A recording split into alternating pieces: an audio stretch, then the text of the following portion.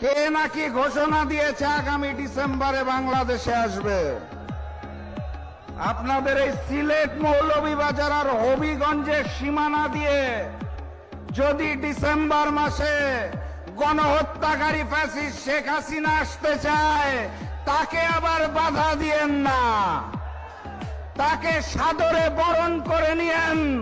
কারণ এই নতুন সরকার গণহত্যার বিচার প্রক্রিয়া দুর্বল করে দিলেও আমরা জুলাই গণঅভ্যুত্থানের স্টেক হোল্ডাররা একত্রিত হয়ে জনতার আদালতে ফ্যাসিস্ট শেখ হাসিনার বিচার করার জন্য প্রস্তুত আছি। সংগ্রামী সাথী এবং বন্ধুগণ, ফ্যাসিস্ট শেখ হাসিনা দিল্লিতে পালিয়ে যাওয়ার পর একাধিকবার বলেছেন উনি নাকি জানতেন না ওনাকে ভারতে নিয়ে যাওয়া হবে। উনি বলেছেন উনি ভেবেছিলেন ওনাকে গোপালগঞ্জে নিয়ে যাওয়া হচ্ছে। কিন্তু সম্প্রতি ভারতের পররাষ্ট্রমন্ত্রী জয়শঙ্কর স্পষ্ট ভাষায় জানিয়েছে ফ্যাসিস্ট শেখ হাসিনা নিজেই ভারতের কাছে আশ্রয় চেয়েছিলেন। ভারত তো আশ্রয় দিয়েছে, সেখানেও জুলাই নেমে এসেছে, জানেন তো নাকি?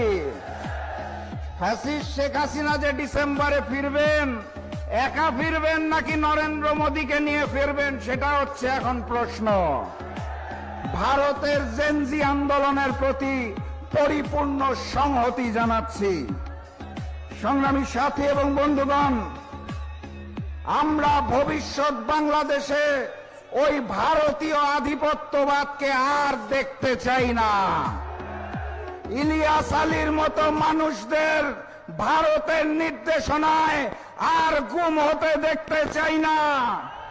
টিপাইমুখী বাঁধের কারণে সিলেটের জনগণকে বঞ্চিত হতে দেখতে চাই না। আমরা নতুন বাংলাদেশে ইনসাফের বাংলাদেশ কায়েম করতে চাই। আর সেই বাংলাদেশ কায়েম করার জন্য, ইনসাফের বাংলাদেশকে বাধাগ্রস্ত করার জন্য ম্যানেজ ভোটের সরকার সংবিধান সংস্কার না করে সংশোধন করতে চায়। আমরা কি সেটা মেনে নেব?